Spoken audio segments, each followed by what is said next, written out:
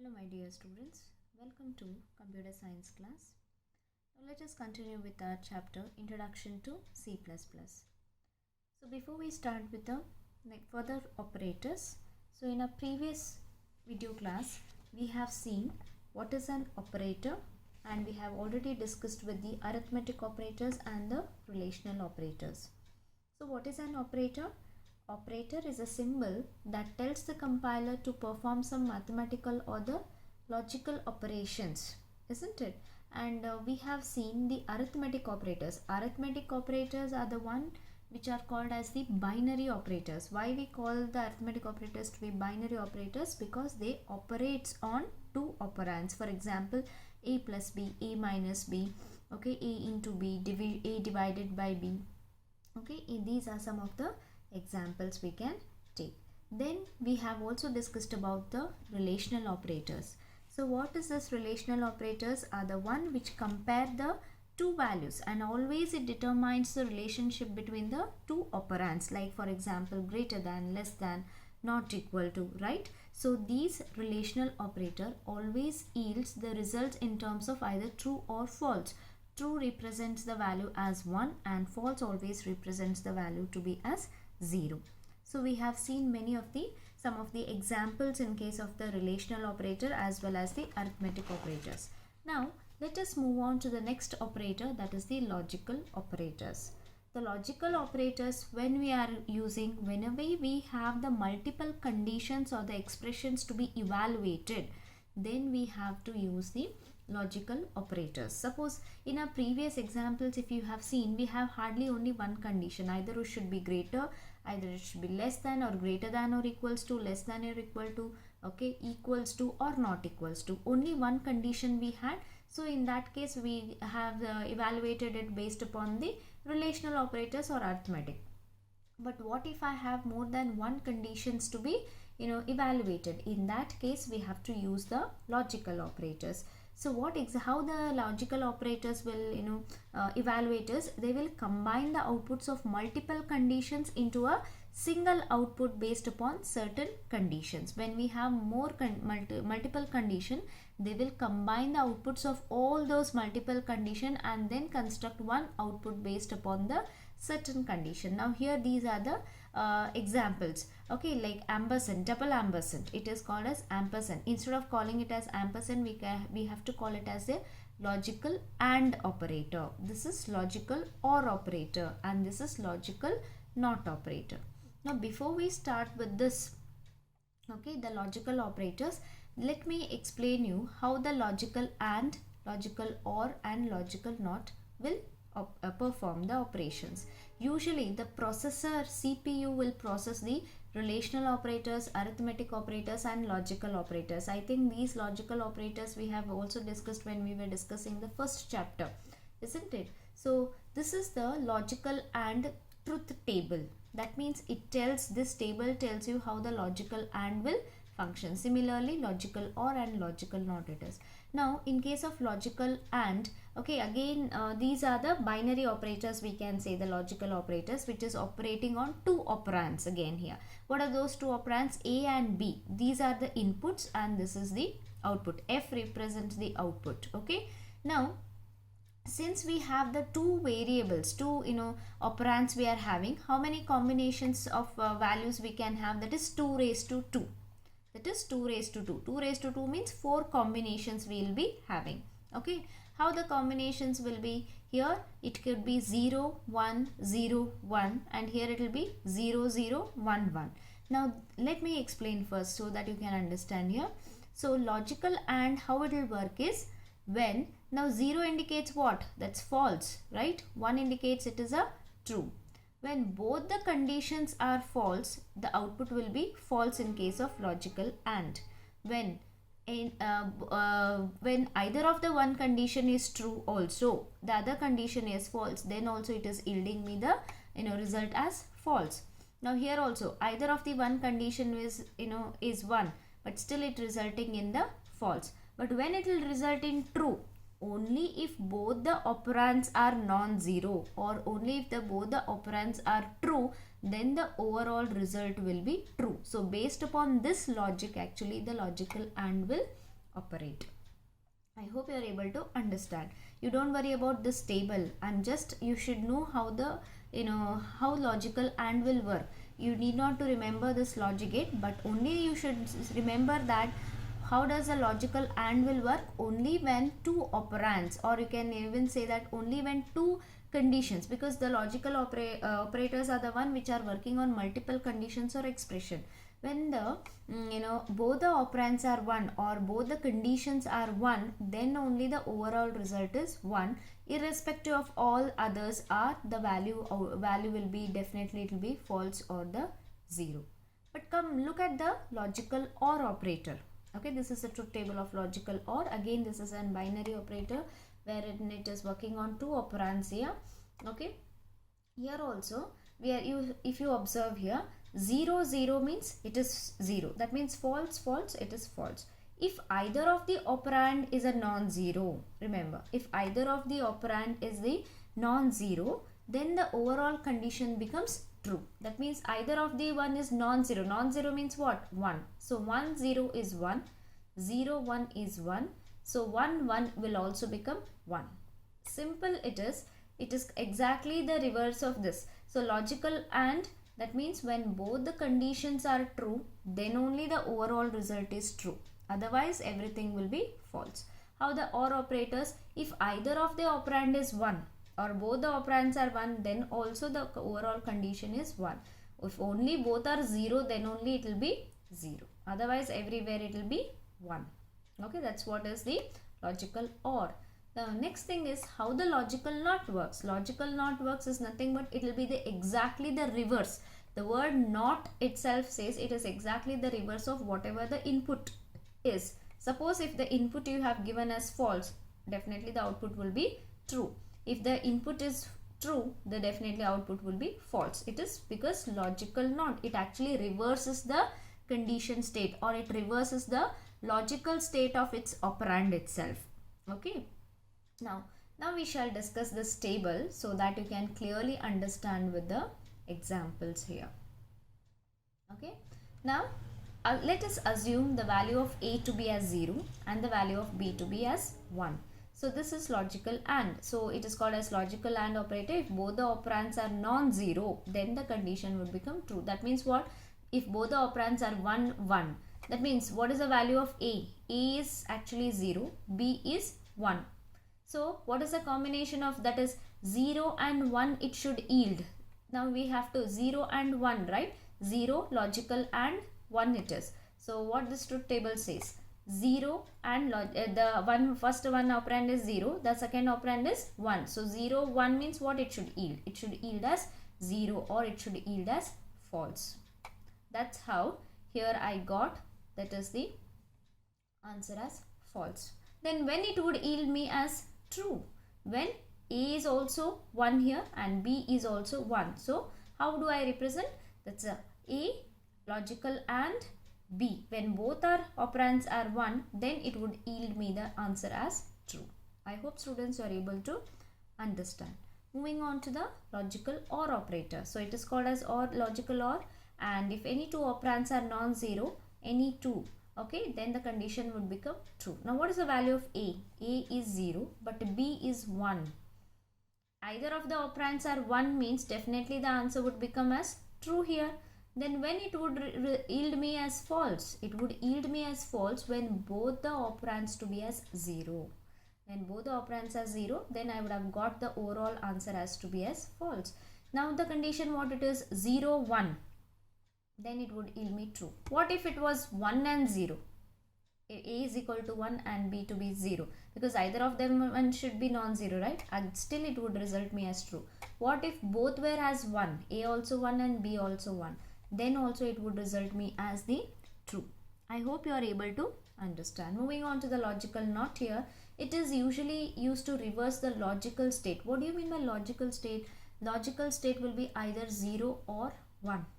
Okay. So it exactly reverses the logical state of its operand. If the condition is true, it would result in make the condition as false. If the condition is false, it would make the result as true. So here, what is the first we should solve what is there within the bracket, then we shall solve this part. First is A logical and B. It is A logical and B. What is A? A value is 0 and 1. So 0 and 1 means what it should result me? 0 and 1 means the answer would be definitely 0. But since this is the reverse condition here, it is a reverse condition, it's a negation. Therefore, the answer was actually 0 or false. It reversed it and hence the answer I got as true here. Now, I am applying the logical NOT to the A value. What is the A value? Is false or the 0. It would state it would reverse its state, and therefore the answer I am getting it as true. What is the value of B? B is actually 1. Since I have applied the logical NOT here, okay, logical NOT here, therefore the answer what it is yielding as false. It entirely just reverses or negates the overall value of that particular operand. So this was the logical operators. With a few more examples I will be showing you. Yes.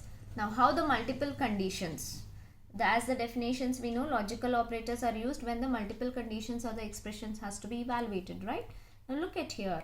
We have taken the variables as x to be 5, z to be 9 and y to be as 7.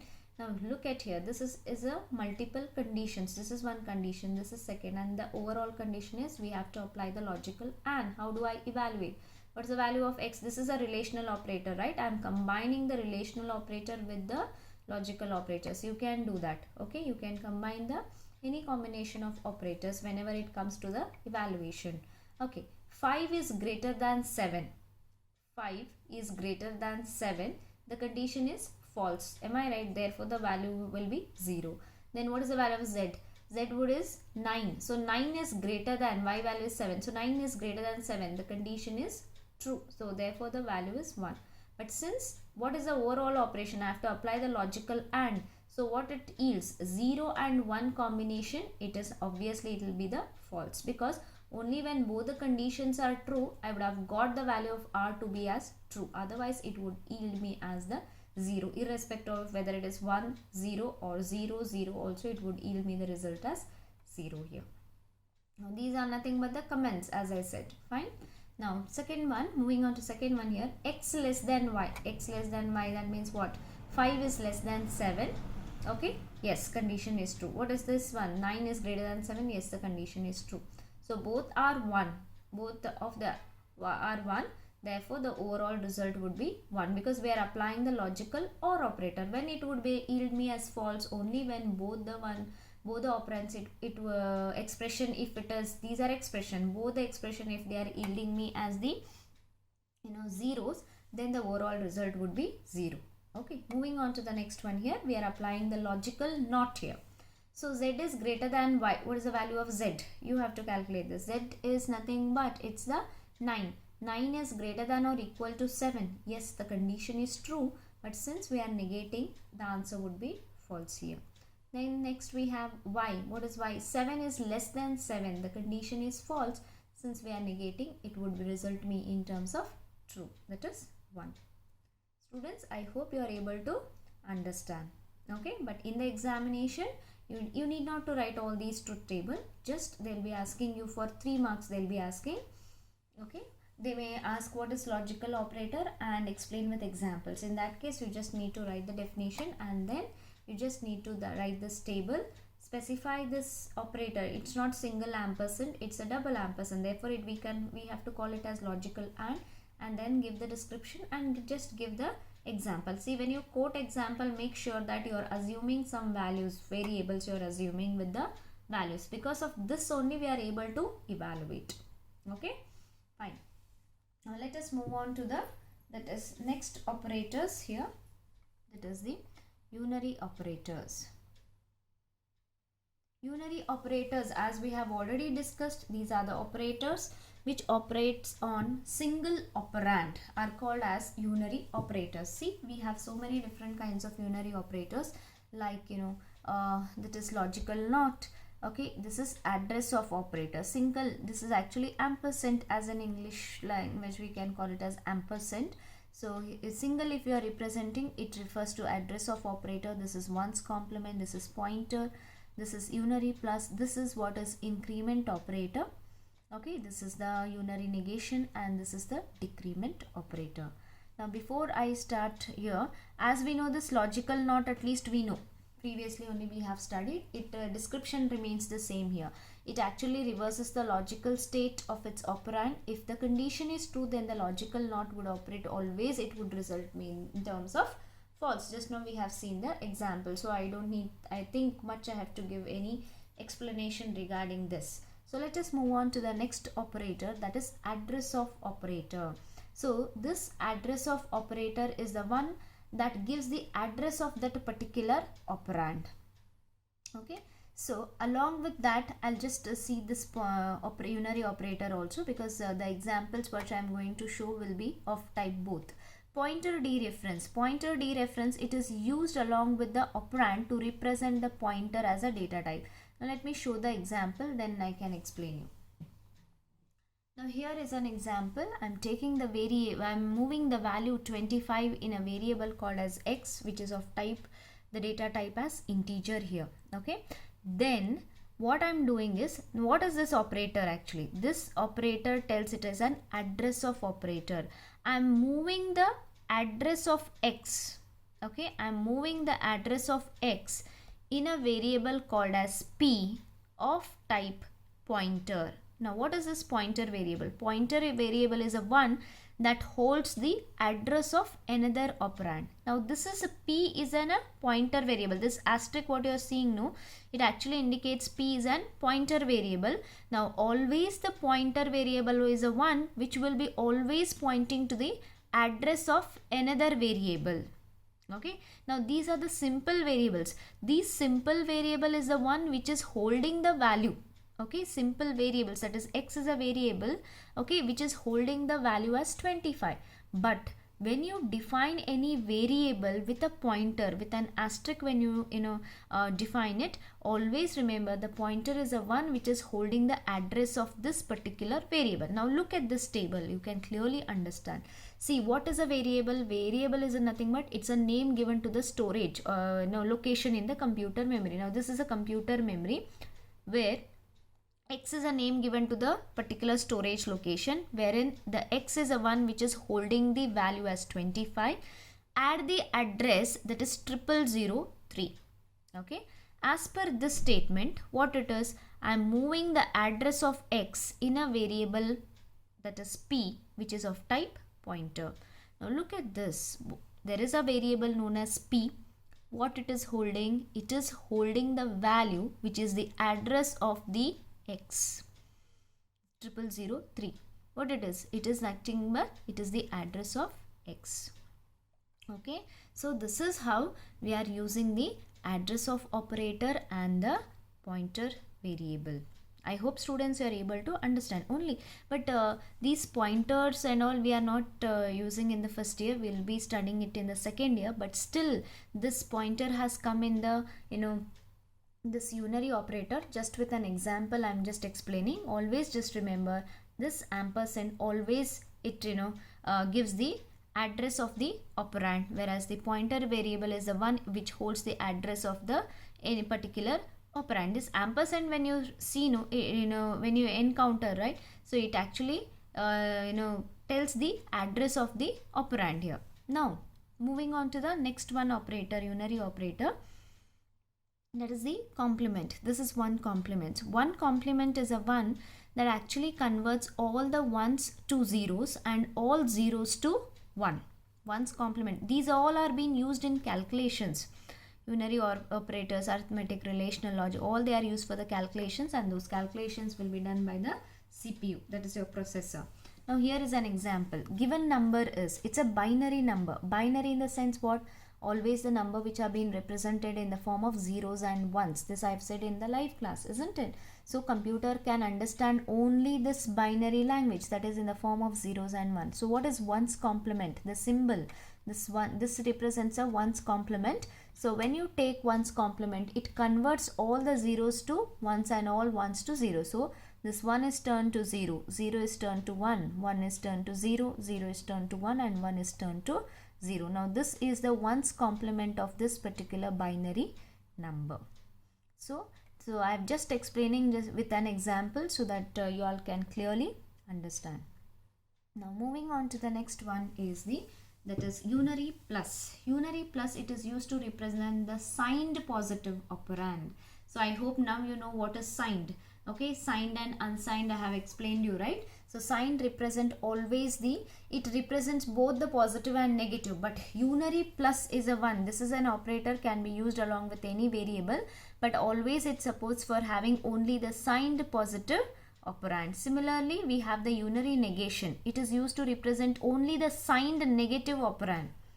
Okay, so now let us move on to the next operators, that is the increment and decrement. Very very important from your exam point of view. Which are most important, those I'll be discussing with an examples. Okay, now the increment and this is increment and decrement. As we know, this plus plus indicates it's an increment operator which will be always incremented by the operand by 1. Similarly, decrement, you are decrementing by the operand by 1. Now here I'll be explaining with an example. We have two concepts here as pre-increment and the post-increment. So here look at the example here. Any increment operator or any decrement operator, if it is placed before the variable, okay, any increment or the decrement operator, if they are being placed before the variable, then I can call it as a pre-increment or I can call it as a pre-decrement. I hope you are able to understand. This is increment operator and this is the decrement operator. If they are being placed before the variable, I call it as pre-increment and I can call this one as pre-decrement. Similarly, we have post-increment and post-decrement operator. If at all any increment or decrement operator, if it is placed after the variable, then I can call it as post-increment. Similarly, if any decrement operator, if it is placed after the variable, I can call it as post-decrement operator. Okay, always increment operator will increase the value of that operand by 1. Decrement, always it decrease the value of that particular operand by 1.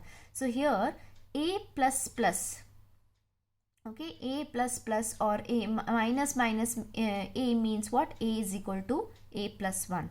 So this we'll study later, but before to that, let me explain the example so that we'll come back to the previous slide. So look at here, plus plus a, it's a pre-increment, right? A plus plus what? It is a post-increment. Now when you look at this example, I hope you are able to understand, because the operators are being placed before the variable, therefore it's pre-increment. Similarly, we have pre-decrement and post-decrement. Now look at the example here. Int a is equal to 5 and b is equal to 10 we have taken, and then int num. Now num is equals to plus plus a. When I give this, what will be the value of num here? So how exactly the increment takes place? See, because it is a pre-increment, in case of pre-increment what happens? First the increment takes place. Remember, first always the increment takes place. After the increment takes place, the value will be assigned to the left hand side operand. Therefore, what will be the value of num then? First what happens? A actual value is 5. Because we have incremented and it is pre-increment, the value of a will be increased first. Therefore, the value initially it was 5. After incrementing, it would turn to 6 and the value of num 6 will be moved into the variable that is num. Therefore, the value of num will be 6 and the value of a also will be 6. Okay. Now, what if it is in a post-increment? What if it is post-increment? Similarly, like num is equal to a plus plus. In case of post-increment, first the value will be assigned to the left hand side operand, left hand side of the variable, and then increment takes place. That means what? Initially the value of a was 5. First it will assign it to a variable that is num. Therefore, the num contains what? 5. But after that, okay, internally the value of a will be automatically increased by 1. Therefore, the value of a will be 6.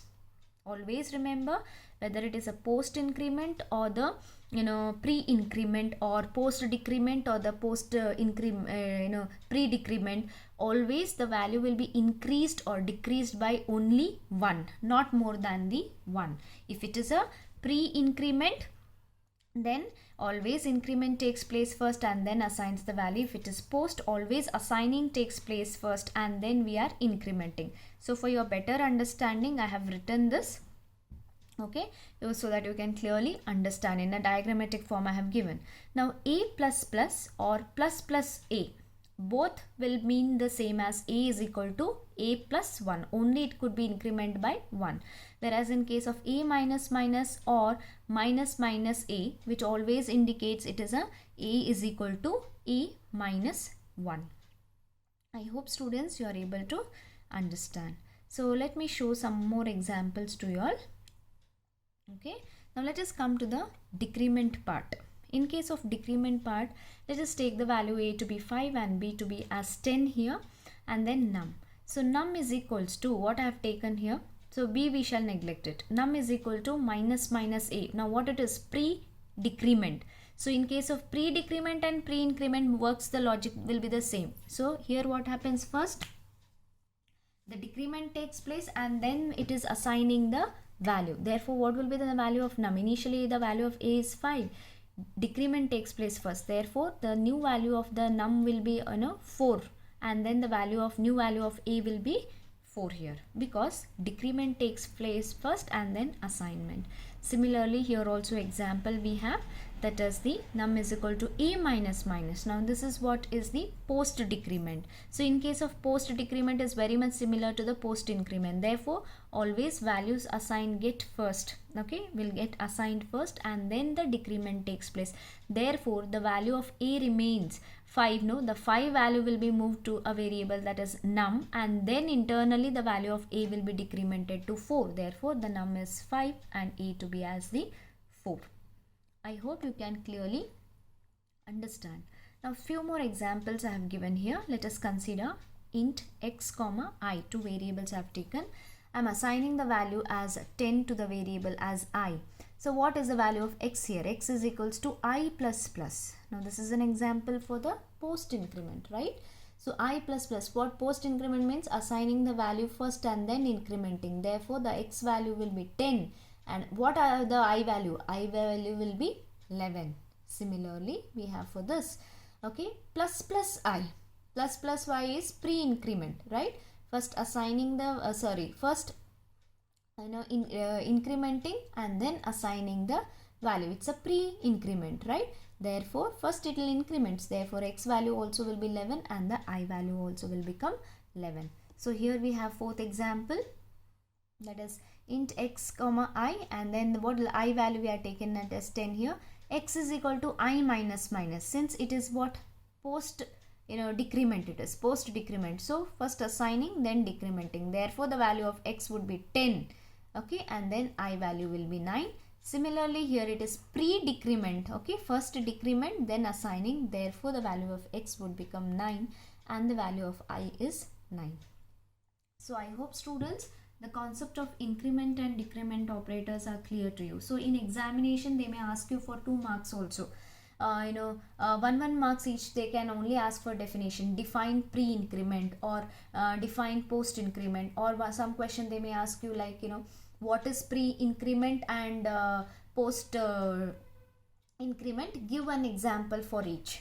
Like this 3 marks question they may ask, or they may ask you like give an examples for each post-increment and pre-decrement. Like this, any combination, whether they can be asking for increment or the decrement, but increment and decrement operators are very very important from your exam point of view. Students, I hope till now all the concepts and the operators what we have discussed are clear to you. So in our further class, okay, we shall discuss with the bitwise operators. Till that, take care of yourself students, solve the given assignment. Okay, thank you.